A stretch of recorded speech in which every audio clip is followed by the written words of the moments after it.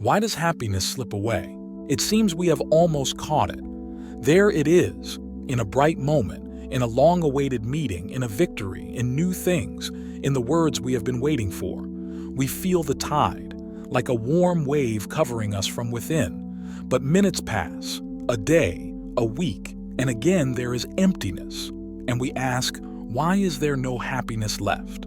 Maybe happiness is not a thing to hold on to, not a state, a moment, a flash. Like the light of a star that reaches us with a delay, happiness is something we experience after it is gone. From childhood we are taught, happiness is a goal. You need to limit something, become someone, earn, find, build, and we run. But every time, having reached it, we feel there is joy, but it is not that, not complete, not eternal, as if the world cleverly replaced the promise. The philosophy of antiquity said, happiness is peace of mind. Stoics studied, not external knowledge, Epicurus, to rejoice in the simple. But how is it possible when we learn from childhood what happiness is outside, in the future, in things, in others? And so we find ourselves in a trap. The more we want to be happy, the more disappointed we become. Because every time it seems like, here it is, fear kicks in. We are afraid of losing, and this poisons the moment itself. Happiness eludes us because we make it a goal. Or maybe it is not a goal, but a theory. Not an object of pursuit, but a side effect of a full life. A life without constant competitors, without races, without musts. We live in an era of supreme comfort, but also in an era of increased comfort. What we now know, it would be possible to live better. Someone lives, someone is happy. So I didn't make it. And in this regard, even the little that is, there is taken into account. Happiness eludes us because we believe it should always be there. But maybe it is not the norm, but a rare gift. Maybe happiness is a flash, like a scent in the air that cannot be held. And maybe it is precisely its fleetingness that makes it real. What if you stop chasing, if you just be, breathe in, listen, note, and suddenly, for no reason, there is silence. And in this silence, it feels warm, not for long, but for real. Not because we got somewhere, but because we stopped working on the project. And it was in this silence that we heard ourselves for the first time. Don't voice your desires, not loud ambitions, but something else. As if something inside us says, you are already here. Everything you need is already nearby. And then we understand. Perhaps happiness does not come from outside. It is revealed from within when the world falls silent. But we rarely let this happen. We create every moment with music, conversations, news feeds, tasks. We are afraid of stopping because silence is a mirror. And in the mirror, you can see not only light, but also emptiness, fear, fatigue, pain. Maybe that's why we're always running. If we stop, we'll become worse. But the truth is the opposite. Only in a pause is the present born. Only when you don't chase happiness can it rise on its own. And one more thing. We often think about happiness with excitement. We think if it's fast, bright, loud, then that's happiness. But excitement is a flash. Happiness is a warm flame. It doesn't blind, it warms, and it's easy to miss, especially if you're waiting for fireworks. We look for happiness in the future, but it is always only in the present. We say, when I finish the project, when I have a vacation, when they love me. And we put happiness on hold. But the present goes away, and with it, the opportunity to be. Why does happiness slip away? Because we don't know how to be here. We don't know how to accept imperfection. We don't know how to breathe without expectation, to look without judgment, to love without conditions. Or maybe happiness is simply the absence of desire to be somewhere else, to be different, to live a different life. And then it does not slip away. It simply does not scream. It whispers. And the one who listens sounds. Sometimes it seems like we are programmed not to be happy. It's as if we have a built-in mechanism of constant dissatisfaction.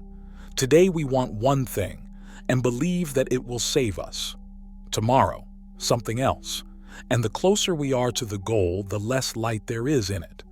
The goal was not in the object of desire, but in the desire itself. We live constantly more, just a little more and it will be good. One more success, one more meeting, one more confirmation that I matter. But happiness is not in yet, it is in enough. And this word is one of the most industrious for a modern person. Enough means to let go, to accept, to stop fighting with reality. We live in an era when happiness has become a commodity. It is sold on book covers, in commercials, in success stories. But no real feeling can be sold. It can only be felt. And for that, we need silence, honesty, presence. Happiness is not loud. It does not demand attention. It sits quietly next to us when we hug a friend, when we look out the window and notice the wind moving the leaves, when we laugh not because we have to, but because we can't help but laugh. And it also comes when we don't hide from pain. Yes, it is a paradox, but happiness is impossible without pain, because it is the other side of life. When we reject suffering, we block joy too. We close ourselves off from everything at once. Only by allowing ourselves to be truly sad can we truly smile. Happiness eludes us because we don't trust ourselves. We look for answers outside when the quietest and most honest voice is inside. But to hear it, you need to do the most difficult thing. Stop. Not for a minute, but deeper. Be. Just be. Not who we should be, but who we are. Weak, strong, tired, joyful, confused, real. And then perhaps happiness will not come. It turns out to be what we already were. But why are we afraid to be ourselves? Maybe because we were taught too early that identifying a feeling is weakness, that happiness is smiling in public, not at home, that being vulnerable is shameful, that you need to be important, needed, productive. And we grow up in these cages of expectations, norms, roles. We learn to laugh when we want to be silent. We say, everything is fine when there is a storm inside. And the longer we wear these masks, the further away the sense of reality goes. And where there is no empire, there is no happiness. Happiness is always honesty, with yourself, with others. It is the ability to live not by a script, but by feeling. It is the ability to say to yourself, I am not perfect, but I am alive, and that is enough. It comes at the most unexpected moments, not when you've proven something to the world, but when you finally finish proving it. When you're sitting alone in a room and suddenly you feel you're not alone, you're with yourself, and for the first time, not a stranger to yourself. Maybe happiness doesn't slip away. Maybe it's us who are always slipping away from it, running away into noise, into ambition, into comparison, into the eternal race. We want happiness that looks like in the movies. It comes like breathing, barely perceptible, but alive. Happiness is not an event. It is a presence. It is when you do not wait for another moment to start living. It is when you allow yourself to be now, with closed eyes, with a broken heart, with a tired body, but with an open soul. Happiness is not loud. It does not require a reason. It does not even require understanding. It just comes when you finally stop waiting for him. And maybe at some point you just wake up and realize you haven't changed. The world hasn't changed. The desires remain, the pain too. But something has shifted inside, as if there's nothing left to prove. No need to finish designing. There's no end. There's only a path, and you're in it. You don't look for the perfect moment anymore. You see beauty in imperfection, in an unspoken conversation, in a cup of iced tea, in the way someone sits silently next to you.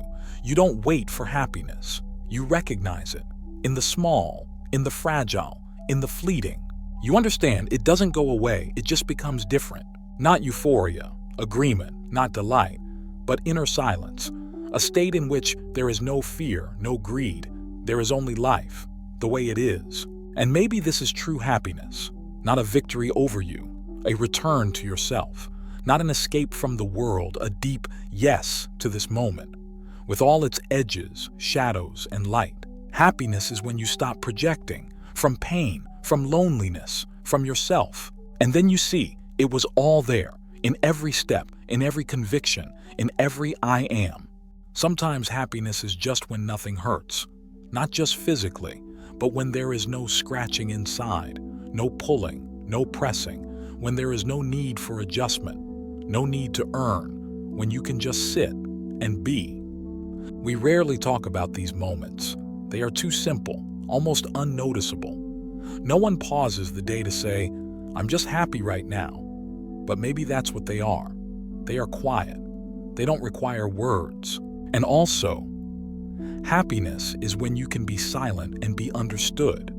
When you look at someone and don't feel a sound.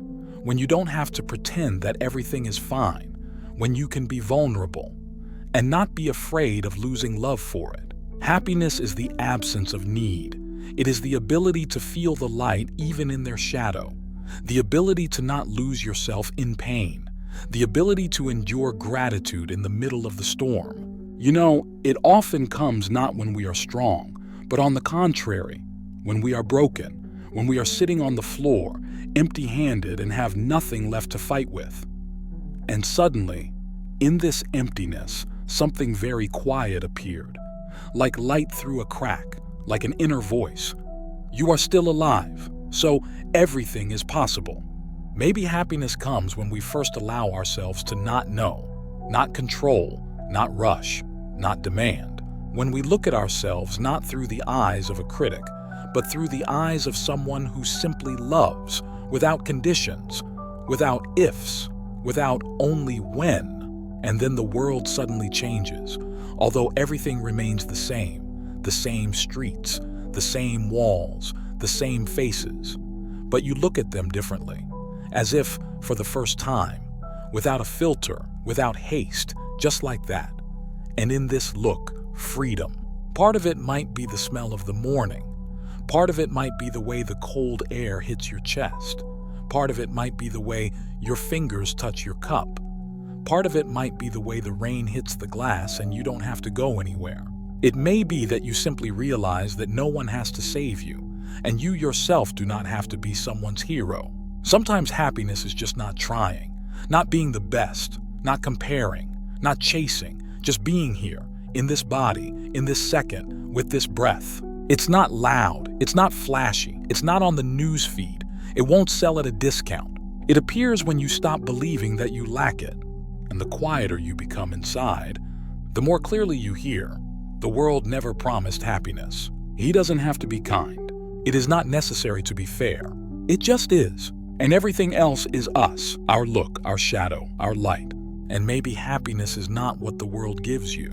And the way you look at him, your consent, your softness in response to hardness, your silence in response to noise. Your honesty with yourself is when the whole world wears masks. We have long thought that happiness is brightness, but it is in the hospital. We looked for him in the events, and it is in perception.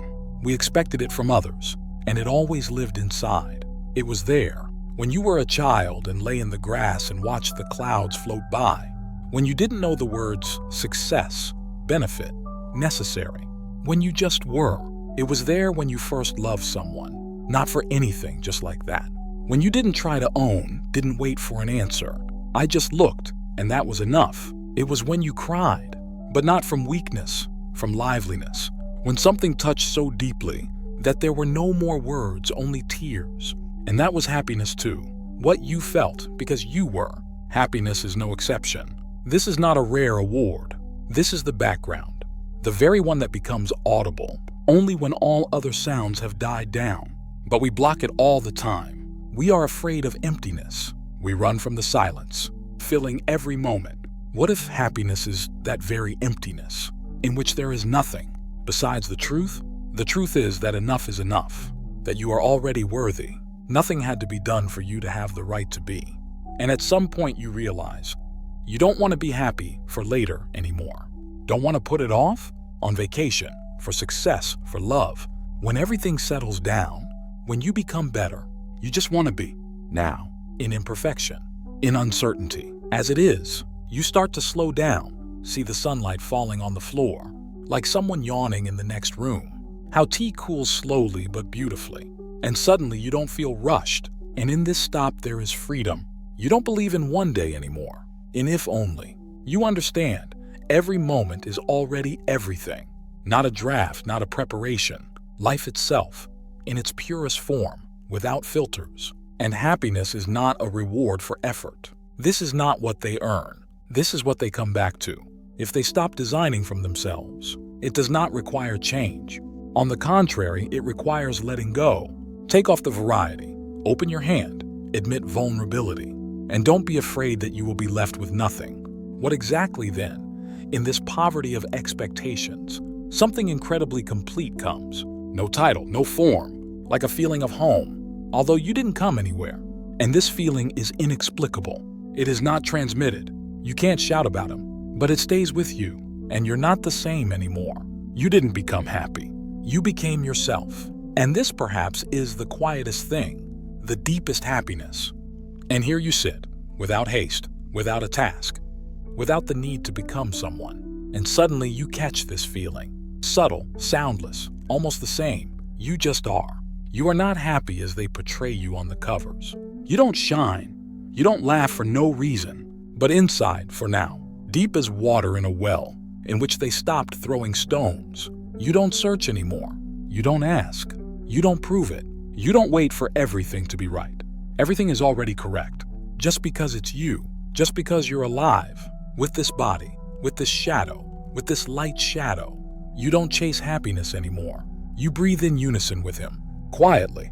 Honestly. As if I always knew that it never slipped away. You just stopped turning away. And that was enough.